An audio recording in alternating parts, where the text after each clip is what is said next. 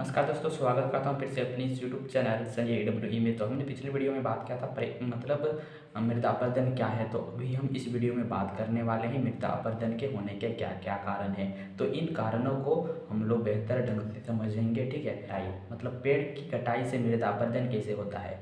तो जब वर्षा होती है तब पेड़ वर्षा की बूंदे की गति को धीमी कर देता है, जिससे मृदा अपरदन ही होता है। बहुत कम होता है। और अगर उसी पेड़ को हम लोग काट देंगे तो क्या होता है, वर्षा का बूंदे जब होता है जब वर्षा का बूंद जब ऊपर से गिरता है तो उसका गति बहुत तीव्र होता है।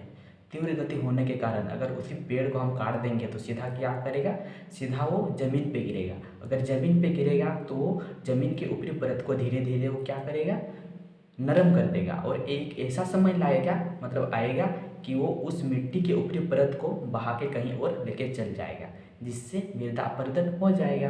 तो यहाँ हम लोग बेहतर ढंग से समझने की कोशिश करेंगे, तो आप लोग ज़्यादा ध्यान से सुनिएगा। तो मैं दोबारा से बता रहा हूँ, ठीक है। तब जब वर्षा होती है, तब पेड़ पेड़ जो होता है ना, वो उसके गति को धीमा कर देता है। वर्षा की बूंदे की गति को धीमा कर देता है, जिससे मृदा अपरदन ना के बराबर होता है या फिर बहुत कम होता है। अगर उसी पेड़ को हम लोग काट देंगे तो क्या होता है ना, उस वर्षा का जो बूंद होता है सीधा वो ज़मीन पे आके गिरता है, जिससे उसका तीव्र गति के कारण, वर्षा के पानी के कारण वहाँ की मिट्टी धीरे धीरे नरम हो जाता है। और उसी नरम मिट्टी को नरम हो जाने पे धीरे धीरे क्या होता है, एक ऐसा समय आता है उस मिट्टी को वो वहाँ से बहा के कहीं और लेके चल जाता है, जिससे मृदा अपरदन हो जाता है। दूसरा कारण है पशुचारण। पशुचारण से मृदा अपरदन कैसे होता है ये हम लोग समझेंगे। तब जिस जगह पर बहुत सारे पशुओं को एक ही जगह से गुजारा जाता है चराने के लिए, हाँ ऐसे गांव घर में पशुओं को चराने के लिए लेके ही जाता है, ठीक है। तब अगर उस पशुओं को एक जगह से बार बार हर रोज़ गुजारा जाता है तो वहाँ का जो मिट्टी होता है वो उसको नरम कर देता है। उसका जो पेड़ का खुर होता है ना, वो बहुत ही मजबूत होता है, जिससे वो एक जगह चल चल के उस जगह के मिट्टी को नरम कर देता है, जिससे हवा के कारण या फिर बारिश के कारण उस जगह की मिट्टी को वो हवा के कारण बहा के लेके उड़ा के लेके चल जाता है, या फिर पानी के कारण उसको बहा के कहीं और लेके चल जाता है, जिससे वहाँ का मृदा अपरदन होता है। अब हम लोग बात करते हैं तीसरे कारण के बारे में। तीसरा कारण है हम लोग का बाढ़, कि बाढ़ के द्वारा कैसे मृदा अपरदन होता है। जब बहुत सारे पानी को इकट्ठा किया जाता है, डैम, कहीं नदियों में आप देखे होंगे डैम बनाया गया है, तो उस डैम से जब पानी को छोड़ा जाता है तो बहुत बड़े मात्रा में पानी आता है, इस किनारे से उस किनारे तक पानी भर जाता है। तो उस किनारे से जब वो लहरें या फिर उसके धार, पानी की जो गति होती है वो बहुत तेज़ होती है, जिसके कारण वो मिट्टी के किनारे भाग को काटते जाता है, जिससे उसका मृदा अपरदन होता है। एक समय था जब हम लोग को जो नदी देख पा रहे हैं, ये एक समय था कि इतने के बराबर है, 2 उंगली के बराबर था, 1 उंगली के बराबर था। क्या हुआ कि धीरे धीरे वहाँ पानी का बहाव जो था वो पूरा बह रहा था।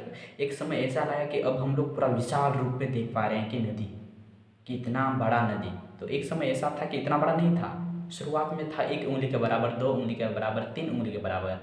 तो एक ऐसा समय लेके आया कि उसको मृदा अपरदन के कारण ही ये चीज़ हुआ है, कि वो जब पानी तीव्र गति से बहता है तो उसके किनारे भाग को काटते जाता है, तो जिससे ये मृदा अपरदन हो गया। मृदा अपरदन हुआ तो क्या हुआ, पूरा विशाल नदी बन गया, जिसे हम लोग अभी देख पा रहे हैं। उसी नदी के पार होने के लिए अभी ब्रिज बनाया गया।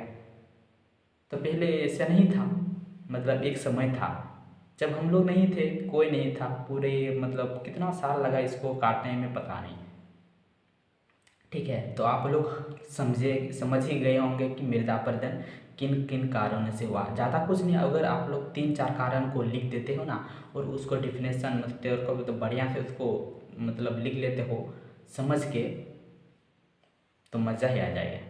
तो बस समझ के आप लोग लिखने की कोशिश करिएगा, यहाँ पर सुनिएगा और अपनी कॉपी में लिखने की कोशिश करिएगा। तो एक समय ऐसा आएगा कि आपको ये याद रह जाएगा, कभी भूलिएगा नहीं, ठीक है। अब हम लोग बात करते हैं चौथे कारण के बारे में। हम लोग का चौथा कारण क्या है, हमने बात किया पशुचारण के ऊपर, पेड़ की कटाई के ऊपर, बाढ़ के ऊपर। तो हम लोग का चौथा कारण है वर्षा वर्षा वर्षा मतलब बारिश। बारिश के कारण मृदा अपरदन कैसे होता है? असल में बारिश जब बहुत बड़ी मात्रा में होता है, मतलब बहुत तेज, बहुत अधिक होता है, तो क्या होता है, पूरे जगह पर पानी ही पानी भर जाता है। जिसके कारण क्या होता है, जब पानी का बहाव बढ़ जाता है तो नदियों में या फिर कहीं नालों में या तो कहीं ऐसे जगह जगह पर जहाँ बहुत पानी बह रहा हो, तो उस जगह के भाग को वो क्या करता है, काट के लेके चल जाता है। तो असल में इसका मेन पॉइंट है वर्षा। वर्षा के कारण ही, पेड़ के कारण ही, पशुचारण के कारण ही, बाढ़ के कारण ही ये अपरदन हो रहा है।